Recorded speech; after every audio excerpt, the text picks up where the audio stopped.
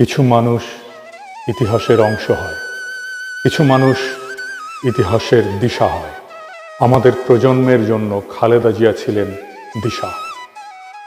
রাজনৈতিক আলোর দিশারি ছিলেন খালেদা জিয়া। তার কণ্ঠেই উচ্চারিত হতো বাংলাদেশের মানুষের আকাঙ্ক্ষার সবচেয়ে সরল অথচ সবচেয়ে শক্তিশালী বয়ান। 1991 সালের ঐতিহাসিক বিজয়ের আগে তার সর্বশেষ নির্বাচনী সভায় দেয়া তার একটা বক্তৃতা পরদিন দেশের প্রায় সব পত্রিকার শিরোনাম হয়েছিল, ওদের হাতে গোলামীর জিনজির, আমাদের হাতে স্বাধীনতার পতাকা। বাংলাদেশের কোনো রাজনৈতিক নেতা কখনো দেশের সম্মিলিত ভয় এবং স্বপ্নকে এত গভীরভাবে এত সহজে ভাষা দিতে পারেনি।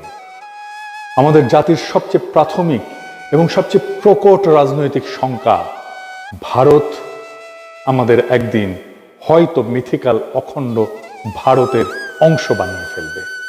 হয়তো তা হবে আক্ষরিক অর্থে অথবা রেটরিক্সে। শেখ হাসিনার শাসন আমলে আমরা এই আশঙ্কারই এক ড্রেস রিহার্সেল প্রত্যক্ষ করেছি।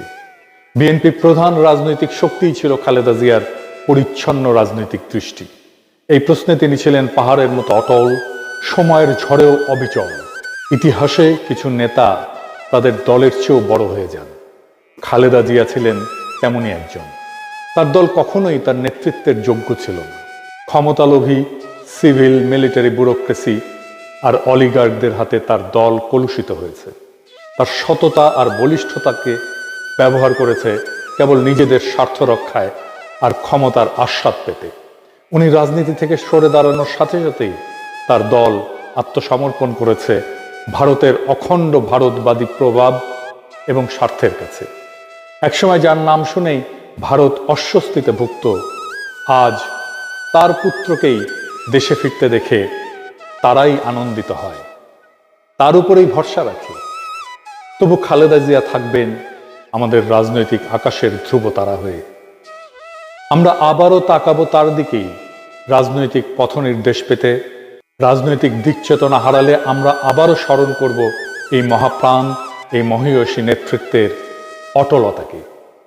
এই বিদায় অশ্রু দিয়ে নয়, এই বিদায় জানাতে হয় বুক ভরা গর্ব নিয়ে।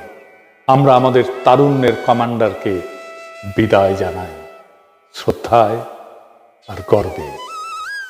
অসীমের পথে আপনার অনন্ত যাত্রা শুভ হোক কমান্ডার।